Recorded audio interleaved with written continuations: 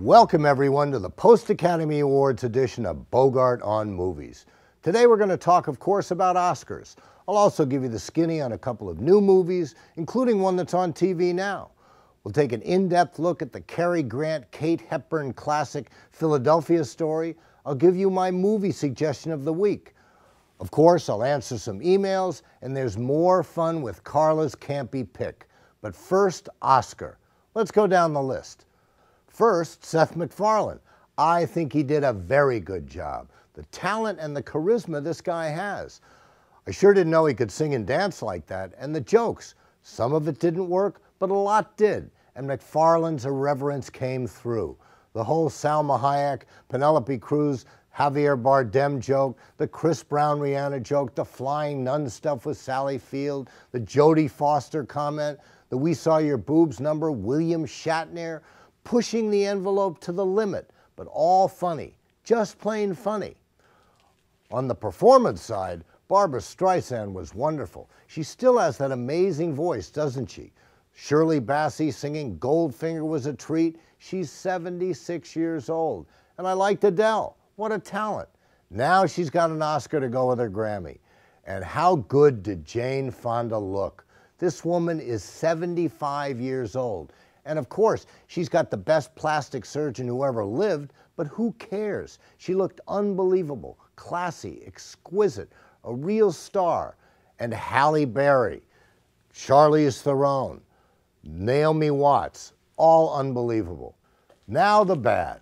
It was too long. Oh my God, 3.5 hours.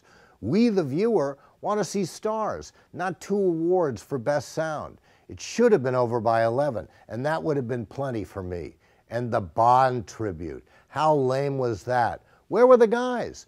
Where were Sean Connery and Pierce Brosnan and Roger Moore and Daniel Craig and the Bond girls and the villains? Just a huge disappointment.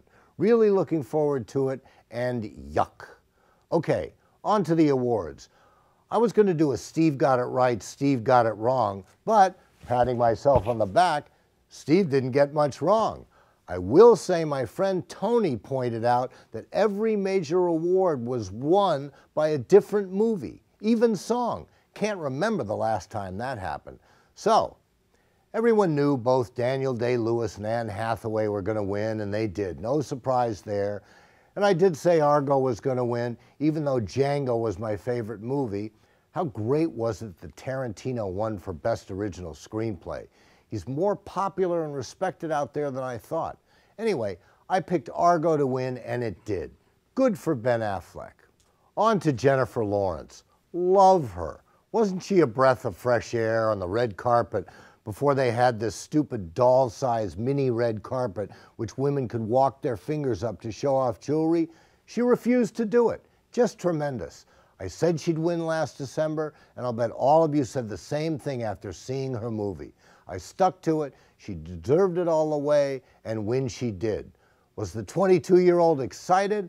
Well, she did trip on her way up the stage, but like a true star, she recovered quickly. So now I'm 4-0. I was wrong for Best Supporting Actor. I thought they'd give it to Tommy Lee Jones, but I did say that either he or Christopher Waltz was deserving, and either could win. Waltz won just 3 years ago, but he had the bigger, more important role, and he deserved it.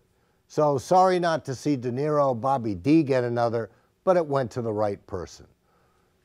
Now, on to Best Director. Academy, I take it back. I said Ang Lee should win this award. He was the best director this year, but that the Academy wouldn't see through the Spielberg mystique and do the right thing. Well, they did, and they did. Again, if you haven't seen Life of Pi, by the way, it's breaking box office records overseas, get out and see it.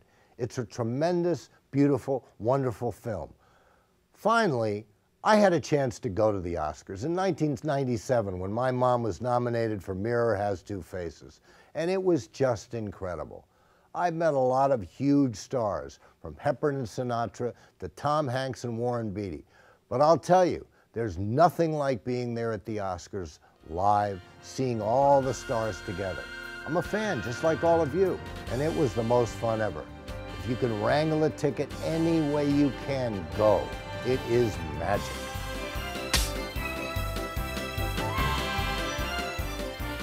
Well, there's sure not going to be any Oscar buzz about the movies we're going to talk about today. The first one I went to was one I hoped was going to be funny, and in parts it was. But I could have watched the trailer and saved myself a little over 2 hours. It's Identity Thief, starring Jason Bateman and Melissa McCarthy. Come with me to Denver, and I won't press charges. You're gonna love it. There's nobody shooting at you there. You got nothing. Hey, I can do this all day with you. What are you, Kenyan? Is everything okay? Still on course, honey. We gotta go. I'm gonna tell you what's going on. Sandy here likes to watch. Oh, no. I can't let this woman out of my sight. This is awesome. Dude, I can hit the...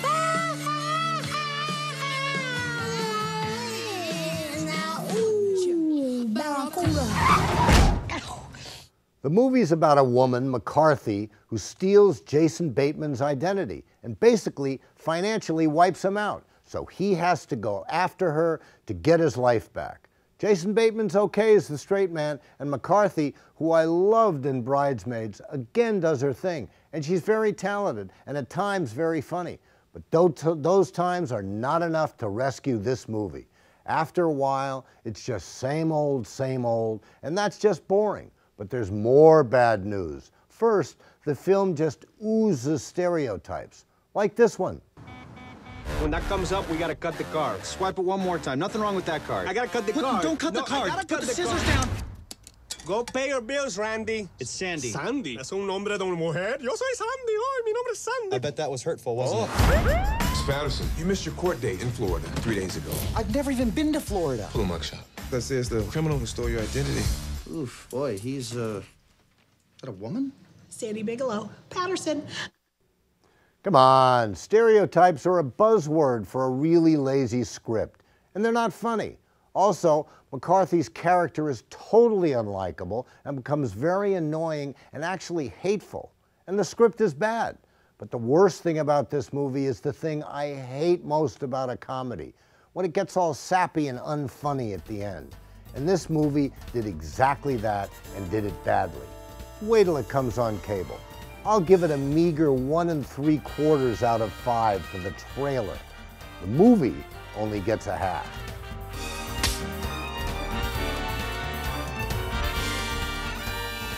Now we move on to a little gem called Bullet to the Head, or as I call it, Last Stand 2, i.e. another aging actor trying desperately to hang on. This one stars good old Sly Stallone, and as amazing as it seems, even to me, it wasn't horrible. You know what I am? A problem solver. I take out the trash. Every move that's hard to get at stains. Oh, let's just put it this way. I'm a people person. Taylor Kwan, WDCPD. I thought I smelled like cop. I'm not interested in some disposable hired hitter. I want the guys who took out your partner. What are you gonna do, bring out some kung fu from the homeland? I was born in Florida. Stallone plays a hitman who, with his partner, kills a corrupt cop. Then the partner gets killed and Sly is out for revenge. Now, there's not a lot of acting in the movie. Sly's got some one-liners which he delivers with his usual aplomb, but he's just not a good actor. One thing I will say, that at age 66, you heard me right, he's 66. He looks really incredible. Makes Arnold look like a wimp. If I can only look as good when I get to be 66, I will be very happy. But this is wholly an action movie with really bad acting, lots of guns, lots of killing, and lots of violence, and lots of grunting.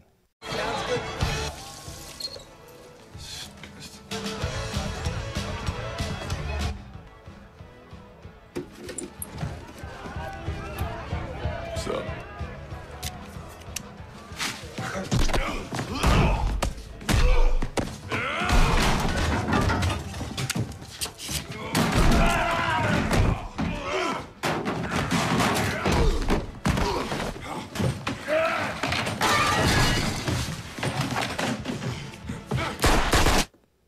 Still, for some reason, I didn't hate it. I must be getting jaded. It's not the kind of movie I'd ever go see in the theater, but if there's absolutely nothing else on, and I mean nothing, I'd go for it on cable. It was better than Last Stand. What a comparison. So I'll give it a 1 1/4 out of 5. And that high just because Sly looks so good.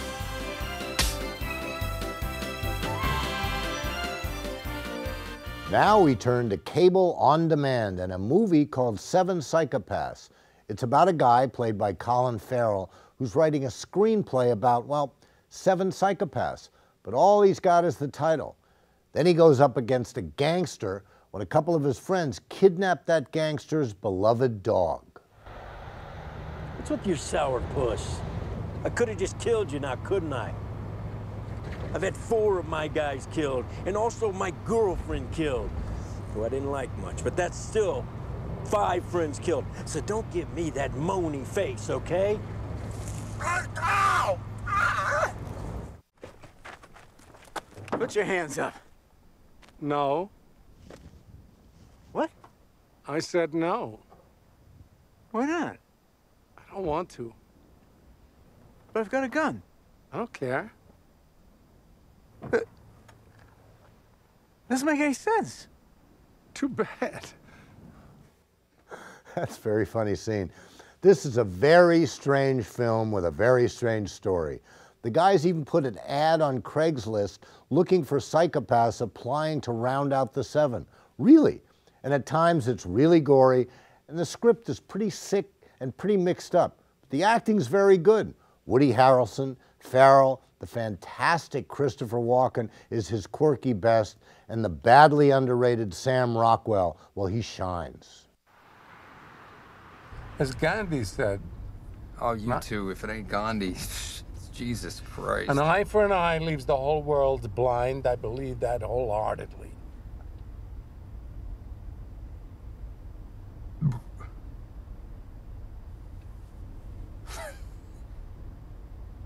No, it doesn't.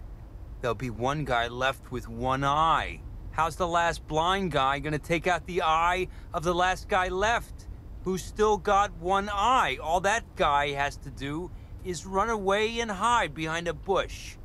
Gandhi was wrong. I liked it. It was funny. The acting, as I said, was really good. The story's strange, but I've seen and liked Stranger. It's definitely worth the money for on demand. I'll give it a 3 out of 5 because the stars do shine.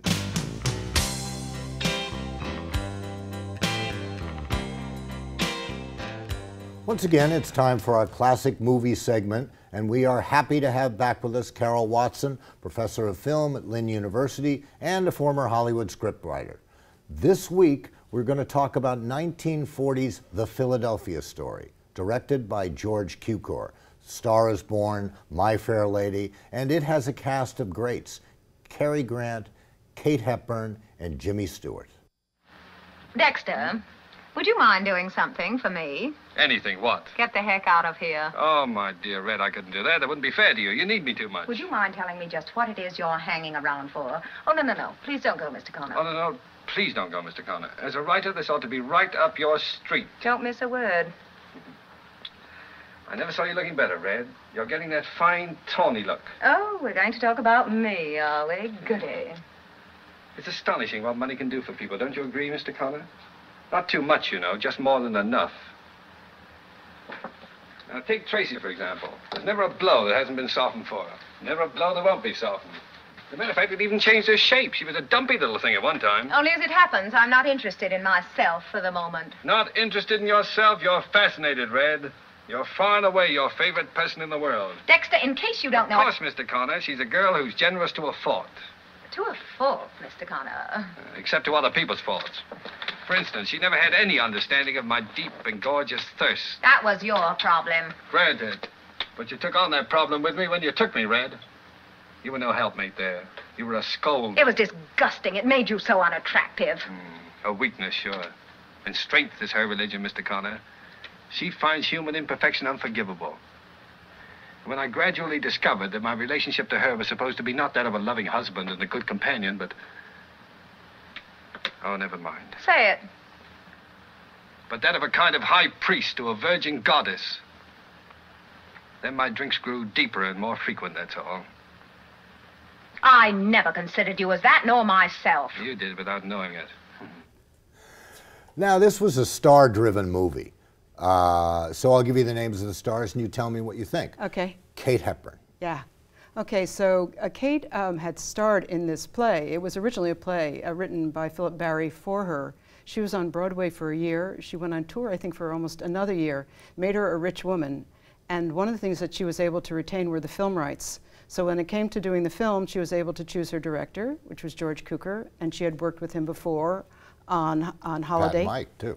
And that was later, I think. Yeah, okay. That was later, because we're in 1940. Okay. And she also had worked with Cary Grant on Holiday. Now, Cary wanted to be a part of the project, but he had 3 stipulations. One was that his name would be above the title. She agreed to that. She did. Another was that he would make $100,000, and that was agreed upon. It was a lot in those days. And also that the $100,000 would go to the British War Relief. This is your classic drawing room comedy, directed by George Cukor, as I said, and his film style has a lot to do with doors opening, characters coming in, speaking to one another, having reaction shots. It has a theatrical proscenium artificiality to it, but it also is it's a style that audiences were somewhat already relating to because this is 1940, coming out of the Depression, going to see films, to escape from the general difficulties of the era. Well, we talked last week about this movie, and one thing we both agreed on, the characters. The characters just seem to plop in out of nowhere. There's no backstory. They're just there, and they're all rich, and the class warfare, not really warfare, but the class kind of thing is very apparent in this movie. Well, Jimmy Stewart plays this character, Macaulay Connor, and he is this short story writer who has, to make a living, is working for a tabloid called Spy Magazine. Yeah, he started off, he was really an angry guy, and then all of a sudden he gets very mellow when he meets Kate, and it was very striking to me that it happened so quickly. Yeah, well, he falls in love with Kate, and one of the things I wanted to talk about was Kate was considered box office poison in the 30s. Whatever was the audience response to her, she was a new kind of woman, she was independent, she was athletic. She wore pants. She wore pants. Yeah, that was a problem. So if you notice in this film, she's not wearing pants except when she goes horseback riding. She's wearing long, flowy dresses. But what she's doing in this part is also what she's doing in her career, which is in this part as Tracy Lord, as this rich, cold woman. She discovers the warmth and heart in herself through the love of this other character, Macaulay Connor, who appreciates her for her inner spirit. And that's also what's happening with Kate in terms of her career, is that we get to see the warmth side of her, the sweet side, the feminine side of her, and this resurrected her career. Yeah, we always hear about Stewart, we always hear about Kate Hepburn. Kate Hepburn was my brother's godmother. Really? But Cary Grant, I love Cary Grant, and he just doesn't seem to be rated as well as I think he should be. In terms of this film? In terms of his acting ability. I mean, I think he was wonderful, and I, it always bothered me. I mean, his stuff is really good, I think. But Cukor was not really a favorite of yours. Well, Cukor I shouldn't really say that. was considered a great women's director, and now today we know that he was gay. And however the chemistry worked, it worked very well with Hepburn and with Grant. Okay. Good. Well, that's very interesting. I didn't know that. Thank you very much, Carol. Thank you for having me. Now let's hit the mailbox and check out a couple of your emails. Alan in Port St. Lucie writes, "Love your show, and I hope it goes national." So do I, Alan. Oscars should go to more than just one winner. How can you say that Denzel Washington was or was not better than Daniel Day-Lewis? It's apples and oranges because they play different characters in different movies. If Tommy Lee Jones played Lincoln and Daniel Day-Lewis played Lincoln, then you might be able to say who did the better job. Alan, you're absolutely right. In the last show, I said that when you get to the top levels of the acting profession, so much depends on the parts you choose to play. My father's a perfect example. He chose great scripts based on great, compelling stories. Just look at part of his filmography. Maltese Falcon, High Sierra, Casablanca, Treasure of the Sierra Madre, Caine Mutiny, African Queen, not to mention Key Largo, The Big Sleep, and obviously some I've left out. An almost unmatched body of work. He just had a knack for exactly what you alluded to. Now on to Daniel Day-Lewis. In any profession, there are just some actors who are better than most others. And Day-Lewis, from No Country for Old Men and Gangs of New York to Lincoln, has proven he is just that. As far as multiple awards, nah, it would just dilute the product and the award would become meaningless, like a football MVP award for all the guys who played really well. Now, to Bernard in Delray Beach. He writes, I enjoy your program and enthusiasm and love of film. Here's my question. Who is Carla? Who is Carla? Well, Carla's my girlfriend. She's been in the movie business for a long time. She worked in Hollywood on a number of shows, and she's the one that kind of came up with the idea for Carla's Cant Be Pics. But then there's the brains of the outfit. You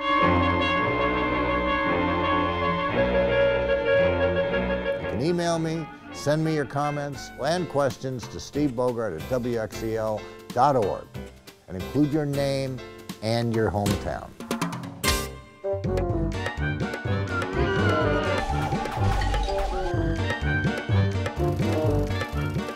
Carla looks to the skies for this week's Cant Be Pics. Let's see what she finds in these two really bad movie trailers.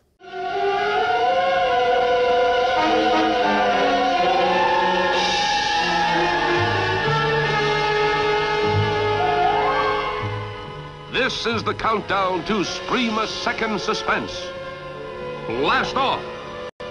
Rocket to the most astounding science fiction adventure of the age as man reaches the moon and discovers a world of terror hiding in the vast void of outer space.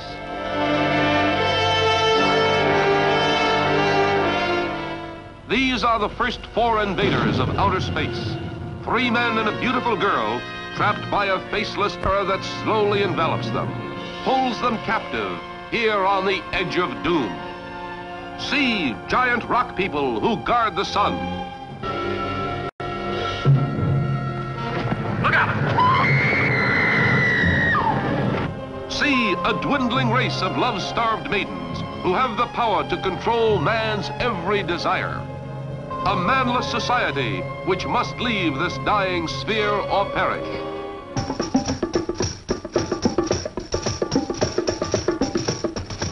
See the creeping, crawling Black Death which threatens extinction of the earth.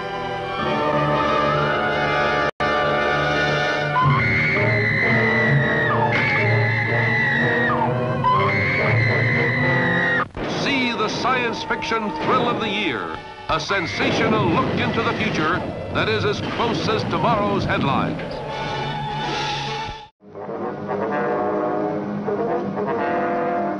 In the files of the Central Bureau in Washington, D.C., there is a story so strange in its implications that it defies ordinary classifications. Time, 7:19. An unidentified object was picked up 200 miles southwest of Point Barrow, Alaska. Height, 75,000 feet. Estimated speed, 5,000 miles per hour. White warning. 7:54. First interceptor flight airborne. Point of interception, 80 miles due west of San Francisco, California. 7:55. Unidentified object past point of interception. Red warning.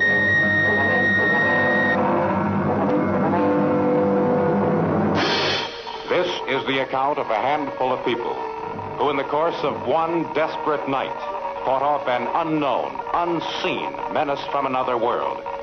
Doubly terrifying because it was invisible.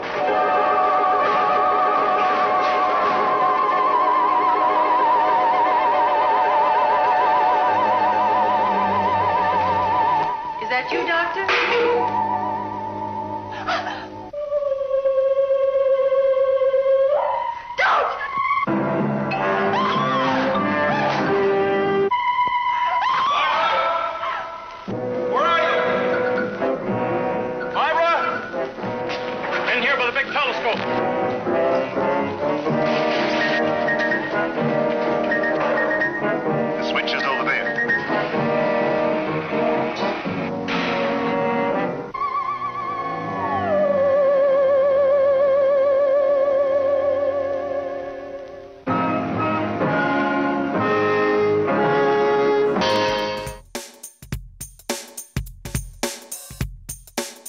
time once again for my pick, and this week we'll take a look back at bravura performances in the Academy Award-winning film 1988's Rain Man.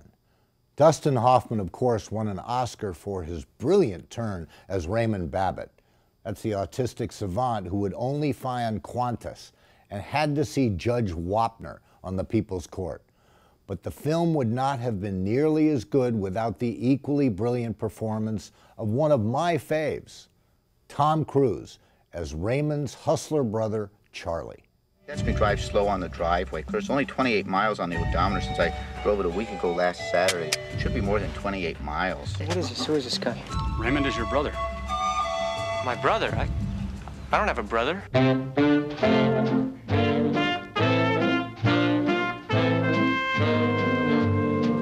Ezekiel connected them, dry bones. Ezekiel connected them, dry bones. Ezekiel connected them, dry bones. Now hear the word of the Lord. Of course, I'm an excellent driver. You know how to drive? Yeah.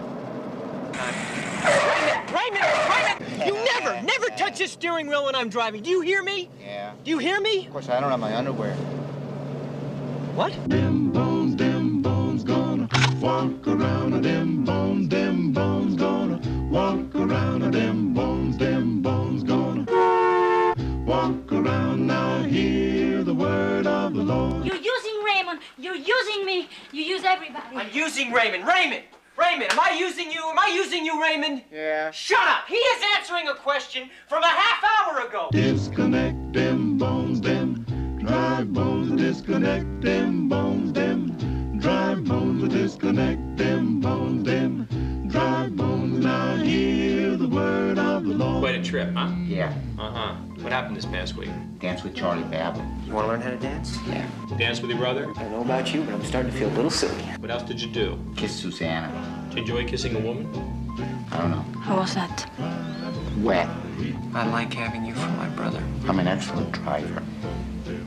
Now hear the word of the Lord. The movie, which won Best Picture, was directed by Barry Levinson, Diner, Tin Men, The Natural, Good Morning Vietnam, and Bugsy, who also won an Oscar. I've always been a huge fan of both Hoffman, who really is brilliant in this, and Tom Cruise. See the movie, you will love it. Until next week, see you then.